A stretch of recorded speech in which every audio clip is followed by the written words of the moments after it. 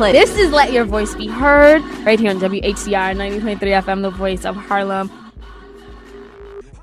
And we are back. So in related Jeff Sessions news, this week, 3 protesters from the activist group Code Pink were convicted, meaning they were actually found guilty in a court of law by a jury of their peers on charges that were related to a protest that occurred at the confirmation hearing of Jeff Sessions for Attorney General. This included a Virginia woman who just broke out in laughter and 2 other protesters who actually dressed up. One of them, they dressed up as Ku Klux Klan members, and they wore white hoods and they wore white robes, and they stood up and showed up at the Capitol during the confirmation hearings. Of course, people have been outraged about this, and they don't understand why somebody could be convicted of laughing or wearing a costume. And ultimately here, what I think is most important, I'm going to explain to you why, but I think what's the most important to ultimately understand here is that the problematic thing is not necessarily their conduct and their convictions itself. The most problematic thing is this law and whether or not this law actually impacts free speech in a way that violates the Constitution or not. So just to go back a second, they have been found of engaging in disorderly or disruptive conduct. The other 2 women were convicted of parading or demonstrating on Capitol Hill charges. They were not convicted of the same disorderly conduct charge as the first woman because their conduct consisted of, as I already said, showing up in costumes. Now, under the First Amendment, you have the right to free speech and the right to protest and the right to demonstrate. But that right is actually not absolute.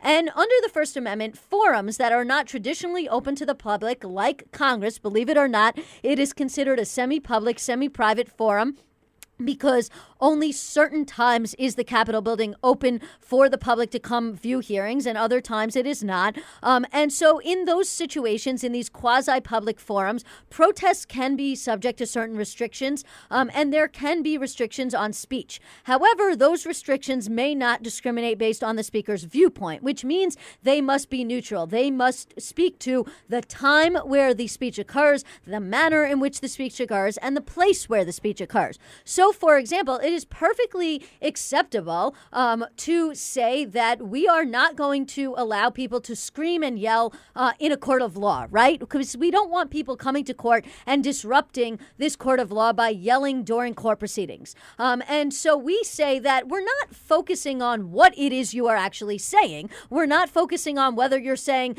God is great or whether you're saying there is no God. We don't care what your viewpoint is. We just care that we are restricting your point of view in terms of the place and where you're allowed to speak it. And so essentially that's what this restriction is. And I maybe you guys, maybe this is where we may slightly disagree, but I'm not against there being laws that restrict the time, the place, or the manner in which speech can be restricted, so long as those laws are reasonable and so long as those laws are not attacking somebody's speech because what they are saying. Because at the end of the day, what we really care about is that we don't want people to be attacked for what they say.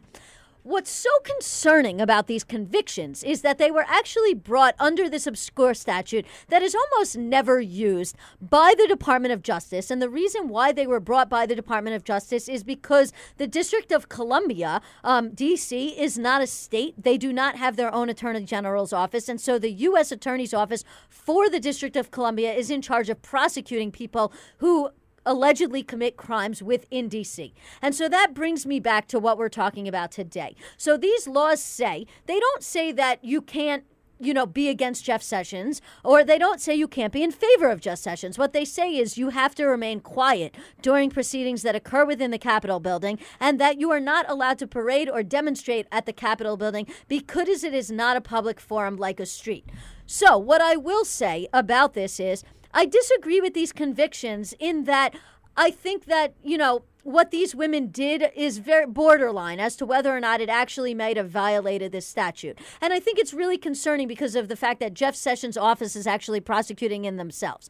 But I also think that at certain times we do need to have time and place and manner restrictions. We don't just want situations where Congress can never get anything done because people are showing up and constantly disrupting congressional proceedings, because then we would have a downfall and restriction of our government. So we have to have a really, really clear clear line that is drawn about whether or not we're targeting speech itself or whether we're targeting the manner in which this speech is occurring. And also, we have to be very, very careful when we're talking about the Attorney General's office prosecuting people under an obscure statute that people are never usually prosecuting under. And that is definitely something we should be weary about going forward, and we should be worried about, and we should fight against.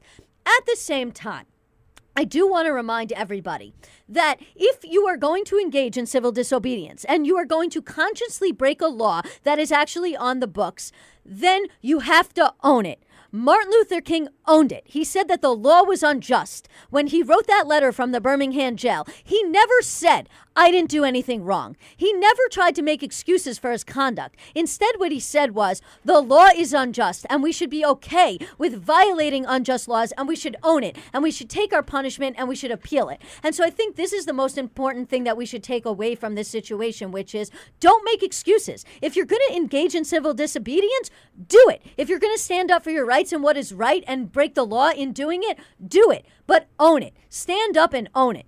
Don't sit back and try and make excuses for your conduct. Say, I'm loud, I'm clear, I'm engaging in this conduct because I want to speak out against unconstitutional actions. I want to speak out against Jeff Sessions. I want to speak out against racism or any other issues. But own it and keep doing it. But didn't she laugh? She did laugh. And the rules are that everybody has to remain silent, whether you're laughing because you agree with Jeff Sessions or laughing because you disagree with him. So if she was there to engage in, and that's why I said the conviction is concerning, because she says, I wasn't laughing. It was a spontaneous eruption. And obviously that's why there's going to be an appeal. But at the end of the day, what I'm getting at, the bigger picture is if you're going to engage in civil disobedience and you're going to break the law in engaging in civil disobedience, I agree with that to a certain extent, but own your conduct when you're acting in the resistance. Stanley, you look confused really quickly. Yeah, because she laughed. Because he said that, like, I've always been a champion and a leader for black and brown people and women. So you're saying that you would have laughed too at that? Yeah. It's laughable. Well, right. It is right, laughable. Right. I don't think this is one of those cases where someone's like, hey, I protested, you shouldn't punish me. What I'm saying is that the laugh in itself violated the law, whether you like it or not. I don't like it. And laughter is an involuntary response, right? It's not like a yell. Like, she didn't scream something at him. She laughed. And laughter is typically an involuntary response. Yeah. So, yeah, it's kind of weird. Problematic. And then also, I think it's very clear. People know that, like, if you protest, there's a chance to get arrested.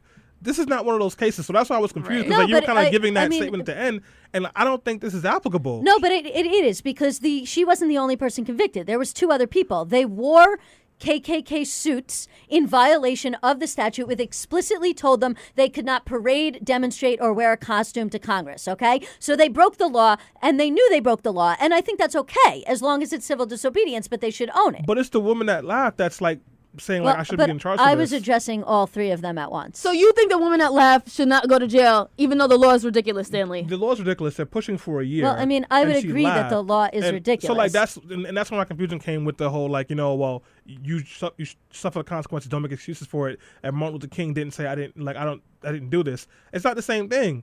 If Martin Luther King laughed because George Wallace said, I love black people and Black Lives Matter, like, I wouldn't be mad at him either, because it's ridiculous. I mean, like I said, I think there's some disagreement about whether she actually violated the statute with the laugher, but I was speaking generally about everybody. I wasn't just speaking specifically about this incident. Well, we're going to have to leave it there. We see that the DOJ is ridiculous. Some of our laws on the books are ridiculous, especially like some even things in the Constitution, like the 13th Amendment. It's ridiculous, but thank you for Alyssa for explaining us the ridiculous nature of our Constitution, our law, our government, and of course, Jeff Sessions. Guys, thanks so much for tuning in today to Let Your Voice Be Heard. Check us out on iTunes at Let Your Voice Be Heard Radio, and check us out online at LYVBH.com. Enjoy the rest of your Sunday. It's low key at the night show, so don't you open up that window, don't you let out the antidote. Yeah, party on a Sunday, do it all again on Monday. Sit the check on the weekend, I might do it all again. Let's boss you.